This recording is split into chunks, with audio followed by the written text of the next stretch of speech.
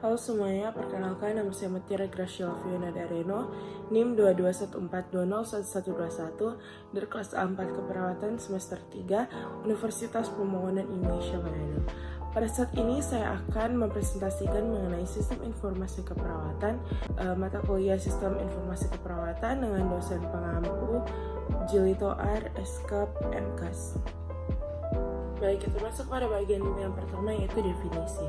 Sistem informasi keperawatan adalah suatu sistem yang dirancang khusus untuk mengumpulkan, menyimpan, mengelola, dan menyediakan informasi yang relevan dalam konteks perawatan kesehatan dan praktik keperawatan. Sistem ini memungkinkan para perawat, dokter, dan anggota tim kesehatan lainnya untuk mengakses data pasien, melacak riwayat perawatan, mengambil keputusan klinis, serta mendokumentasikan dan memantau perawatan pasien secara efisien. Selanjutnya adalah komponen dalam sistem keperawatan. Yang pertama ada Electronic Health Record atau IHR. Lalu yang kedua ada modul perawatan atau care module. Yang ketiga ada modul administrasi atau administrative module. Yang keempat ada modul pelaporan atau reporting module. Yang kelima ada clinical decision support atau CDS. Yang keenam ada modul keamanan atau security module. Yang ketujuh ada modul integrasi atau integration module. Dan yang terakhir ada mobile apps atau aplikasi seluler. Selanjutnya kita masuk pada manfaat dari sistem informasi itu sendiri. Yang pertama, peningkatan kualitas perawatan. Yang kedua, efisiensi operasional. Yang ketiga, integrasi data. Yang keempat, keamanan dan kendalian informasi. Yang kelima, pengambilan keputusan klinis yang lebih baik. Yang keenam, pemantauan pasien yang lebih baik. Yang ketujuh, peningkatan keamanan obat. Yang kedelapan, peningkatan kepercayaan pasien. Yang kesembilan, efisiensi dan penghematan biaya. Dan yang kesepuluh, peningkatan mobilitas dan akses. Selanjutnya kita masuk pada tantangan dan hambatan dalam sistem informasi. Yang pertama ada biaya implementasi, yang kedua keterlibatan pemangku kepentingan, yang ketiga kesulitan dalam transisi dari sistem manual, yang keempat kepatuhan regulasi, yang kelima keamanan data, yang keenam interoperabilitas, yang ketujuh pelatihan dan kompetensi, yang kedelapan pengelolaan perubahan, yang kesembilan kualitas data, yang kesepuluh ketergantungan teknologi, yang kesebelas keterbatasan sumber daya IT, yang ke-12 pengaruh sosial dan budaya, yang ke-13 integritas data pasien, yang ke-14 tantangan terkait kecepatan perkembangan teknologi. Selanjutnya adalah dampak dari sistem informasi. Perkembangan sistem informasi keperawatan memiliki dampak sosial, etika, dan hukum yang signifikan yang perlu dipertimbangkan. Berikut adalah beberapa aspek penting yang harus diperhatikan dalam pengembangan sistem ini. Yang pertama dari dampak sosial ada yang pertama aksesibilitas dan keadilan, yang kedua penggunaan yang bijak, yang ketiga penggunaan data untuk penelitian, yang keempat kepuasan pasien, dan yang kelima kepercayaan publik.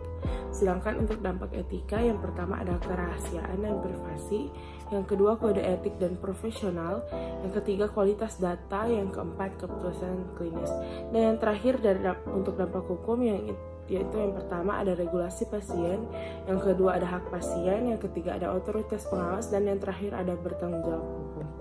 Selanjutnya kita masuk pada penerapan sistem informasi. Yang pertama ada pencatatan dan dokumentasi perawatan, yang kedua akses cepat ke informasi pasien, yang ketiga monitoring pasien yang lebih baik, yang keempat manajemen perawatan yang terkoordinasi, yang kelima pengambilan keputusan klinis yang didukung oleh data, yang keenam keamanan dalam pemberian obat, yang ketujuh pelaporan dan analisis data, yang kedelapan peningkatan mobilitas, yang kesembilan penggunaan data untuk penelitian dan pengembangan, dan yang terakhir pengembangan rencana perawatan yang terpersonalisasi. Bingung mau kuliah di mana? Pusing milih jurusan? Eits, jangan khawatir. Universitas Pembangunan Indonesia Manado solusinya. Mengapa harus Universitas Pembangunan Indonesia Manado? Universitas Pembangunan Indonesia Manado terletak di Jalan RW Monginsidi 6, nomor 129 Bahu, Kecamatan Malalayang, Kota Manado, Sulawesi Utara. Daerah tersebut terletak di tengah kota sehingga menjadikannya sebagai letak strategis yang mampu diakses oleh siapapun juga. Universitas Pembangunan Indonesia Manado juga memiliki edukator yang berkualitas karena rata-rata pengajarnya telah meraih gelar S2 dalam bidangnya masing-masing. Selanjutnya, jika berkuliah di Universitas Pembangunan Indonesia Manado, kalian tidak perlu sibuk memikirkan biaya karena biayanya sangat terjangkau. Tidak lupa juga, Universitas Pembangunan Indonesia Manado memiliki program scholarship dan internship. Bahkan ada program internship ke Jepang. Kak, kalau aku minatnya di keperawatan dan kesehatan, Jangan khawatir, Universitas Pembangunan Indonesia Manado memiliki fakultas keperawatan yang sudah terakreditasi B, memiliki fasilitas yang memadai dan lengkap, serta edukator yang berkualitas. Fasilitas lengkap tersebut sudah termasuk dengan 7 laboratorium, yaitu keperawatan dasar, medical bedah, anak, maternitas, gawat darurat, jiwa, dan komunitas. Jadi, tunggu apa lagi? Ayo segera daftarkan dirimu. Fakep Unpi, we care, we cure to the core.